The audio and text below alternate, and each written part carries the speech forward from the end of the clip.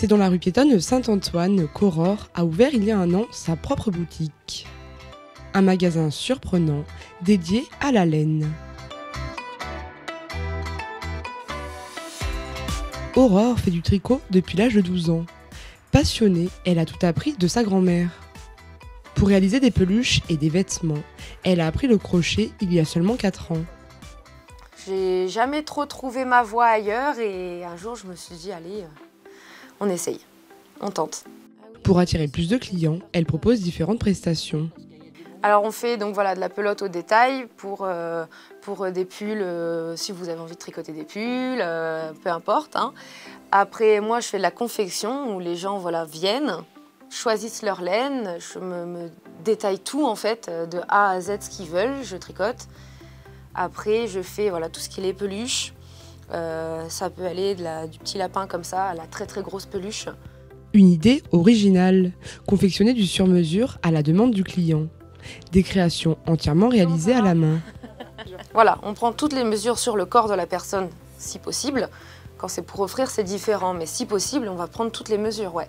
On va aller demander jusqu'à quelle hauteur de col roulé on veut, quelle longueur de manche, voilà. Pour réaliser ces créations, Aurore possède une multitude de laines différentes, mais celle qu'elle préfère fait partie des plus rares au monde. Voilà, l'alpaga, c'est pour moi c'est la plus jolie laine. C'est une laine qui vient de Norvège, donc on sait bien que les Norvégiens sont vraiment très forts pour la laine. Et excellente qualité, excellente douceur, enfin voilà. Si on peut faire une confection sur mesure avec une belle laine comme de l'alpaga, on a fait notre journée, ouais. Là, on est content. Pour les plus curieux, Aurore propose des cours. Sur les heures d'ouverture, les clients viennent au magasin pour apprendre les techniques et découvrir les joies du tricot. Aujourd'hui, Aurore se lance dans la création d'un doudou entièrement rose, commandé par une petite fille.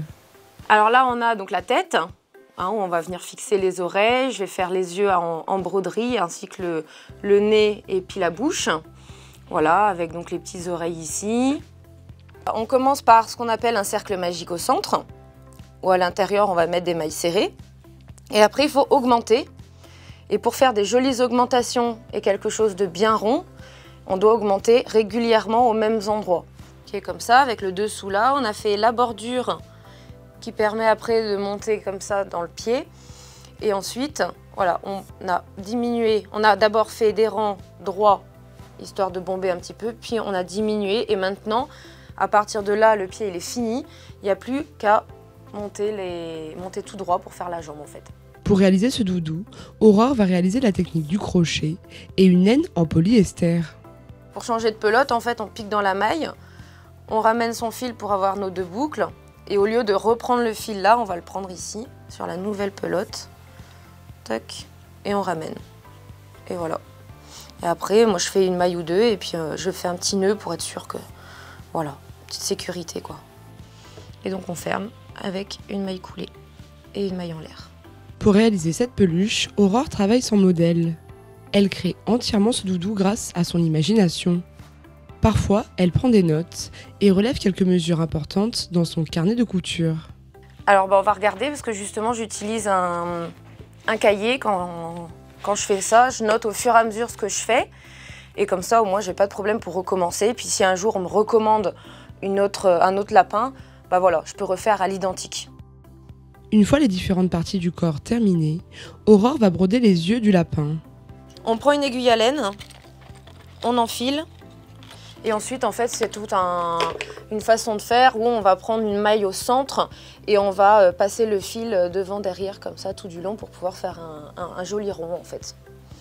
Voilà, et donc en fait c'est ça le but, c'est essayer de faire une étoile et la faire partir, la faire continuer tout autour, tout le long. C'est le moment tant attendu, assembler les différentes parties pour lui donner vie. Il faudra aussi rembourrer chacune de ces parties. Pour ce faire, Aurore utilise de la mousse d'oreiller.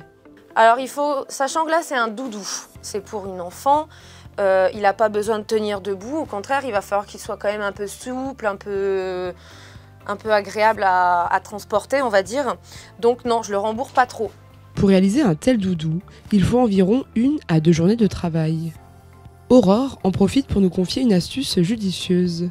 Utiliser les chutes de tissu pour les oiseaux. L'objectif, leur permettre de confectionner des nids soyeux avec des morceaux de laine. Tout ce qui est les petits fils comme ça qui restent, il faut savoir que c'est super agréable pour les oiseaux.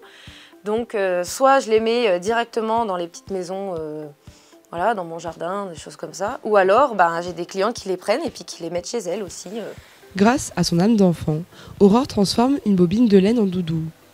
Grâce à ses doigts de fée, une petite fille pourra repartir avec un compagnon rose qui l'accompagnera une partie de sa vie. Un moment toujours très émouvant. Voilà. La satisfaction parce que là, demain j'ai une petite fille qui va venir et puis quand elle va découvrir son lapin, elle va être super contente parce que elle a choisi une pelote de laine justement et quand elle va revenir, ce sera un lapin. Voilà. Et ça c'est super. Outre les peluches, Aurore confectionne des habits comme ce châle. C'est voilà, pouvoir faire des vêtements qu'on va porter, qu'on va avoir longtemps aussi. En fait, dans le fil, on a plusieurs fils. Et au fur et à mesure, il y a juste un seul des petits fils qui change. Après, donc il y en a un, ensuite il y aura les deux, et puis encore un autre, et c'est ce qui va faire foncer en fait le fil, et puis du coup changer de couleur tout au long en dégradé doux. Pour ce châle, il faudra compter 1000 mètres de fil et un mois de travail. Aurore poste l'ensemble de ses créations sur les réseaux sociaux et sur son site.